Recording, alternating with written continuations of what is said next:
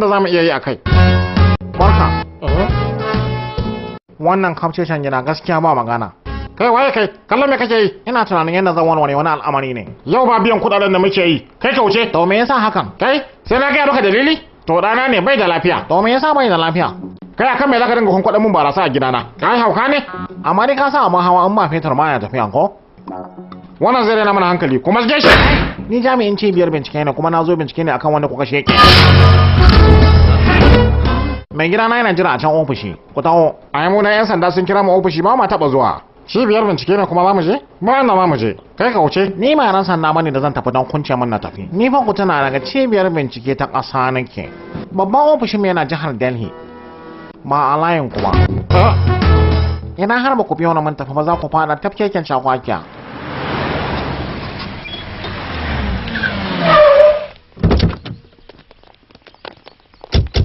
Maza ku zo. Ka je mana bayan ka. Yalla bai barka dai. Yalla bai ku fara mun me aikin ku? Yalla bai wata yar karamar hakalla muke yi. Kai rufe bakin ka hamago kawai. Yalla bai wato wata karamar harkalla muke yi. Kamar ya? Wato muna taba harkalla fili ne da magance matsalolin gida na talakawa. Idan ma'aurata suka samu takaddama kuma suna so su rabu, mukan ce musu dangantakar mata da miji kamata ta zama kamar dangantakar kifi da ruwa, ba kamar ta kifi da masunci ba. Daga nan kuma sai mu sasanta tsakanin su. Me ya kai ku gidan gwamnati a ranar 21 ga wata? Gidan gwamnati kuma? Me wannan? Ai mu san ba musamman inda yake ba. Kasancewar babji din mu bai jin daɗi muna gida abin mu. Yanzu tsawon sati kenan ba mu fita daga gida ba. Ka ji ƙarya. Gaya mun gaskiya. To tsakani da Allah me yasa za mu yi ƙarya ne kam? Wace irin magana kake? Kai mu ma fa muna da abokai ministocin nan da 'yan majalisa nan duk mun san su. Kada ku raina matsayin mu. Kenan su kuka je gani? Ina ne muka je din? Da muka haɗu. Wace irin tambaya ce wannan kake mana?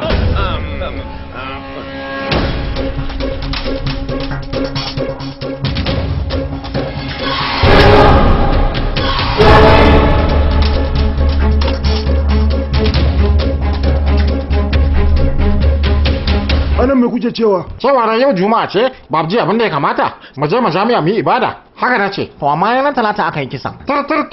Ta ya zan yi tana ko yaushe ne? Juma'a ko talata? Zargin mu kuke akan kisan? Kasancewa ne da tije ne. Abubuwa masu kyau nake faɗa masa. Ya kuke sun mai da shi babban al'amari. Oh, abubuwa masu kyau ba?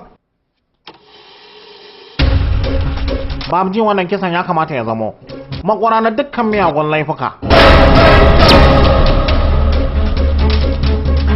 Tabbas akwai kurakurai a cikin wannan maganganun.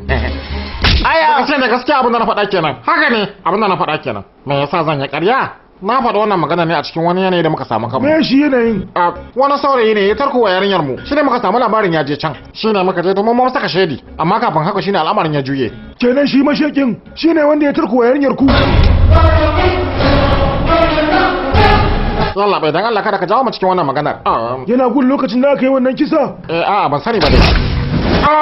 Yalla bai dan Allah duk tambayar da zaka mana kaka mana tambaya akan shi. Yaro na yana da zazzabi, ni kuma ciwon kirji nake. Ni kuma yana da jini. Kada ka damu da wannan. Masgar da ya maka ne. Za ku iya tafiya. Shi kenan. Mu yi tafiyar mu. Gaskiya cibiyar bincike sauki gare su. To mu tafi. Kai. Ya sunansa. Shi bai san yarinyar taku.